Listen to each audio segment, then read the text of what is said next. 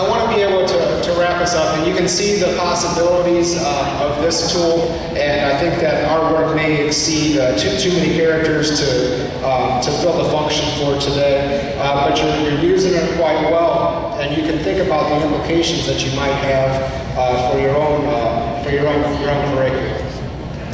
What I want to do before I turn it back over to Joe, I know it's getting late, we all have families and events and work and things to get to, but I want to just kind of throw up here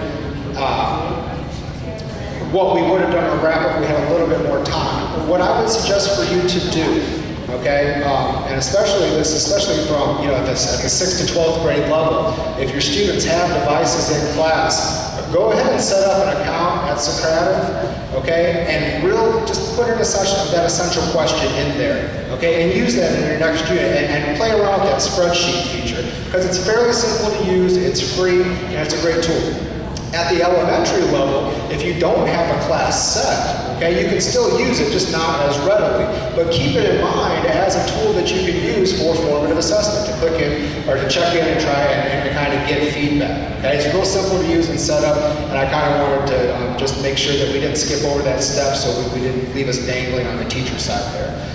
Real super simple. And if I can help with any of that, if you have any questions over anything we went over today, I'd be certainly happy to field an email from you or come out and give you a hand. That back channel tool is great for questions and eliciting feedback as well. Those are both free tools that you can use.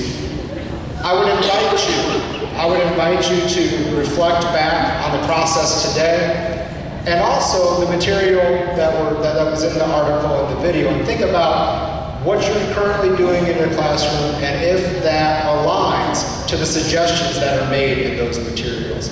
And think about how worthy is it to take the time to provide effective feedback to your students. Because we're either there and helping them get to where they need to be, or we're just there. And I think that makes all the difference in the success of a lot of different students. And that's something to kind of think about amongst all the other 5 million things that you have going on right now. I've been there and I understand, I know what that's like. But every now and then, if you focus back on some of these solid practices, you'll start to see a light bulb go on. And I think at the end of the day, that's what we all got in this business for, is to see those light bulbs go on, especially in places and with students that maybe don't necessarily always have light bulbs go on. And it was there because of you and the time that you took to provide some specific feedback and help that student along the way. So just try to keep those things in mind, and if I can help you with anything or provide support on the resources or any additional resources, I would be happy to do so. Okay, so I thank you for your time today, and good luck. Turn it back to Joe here. I think she's got a few words.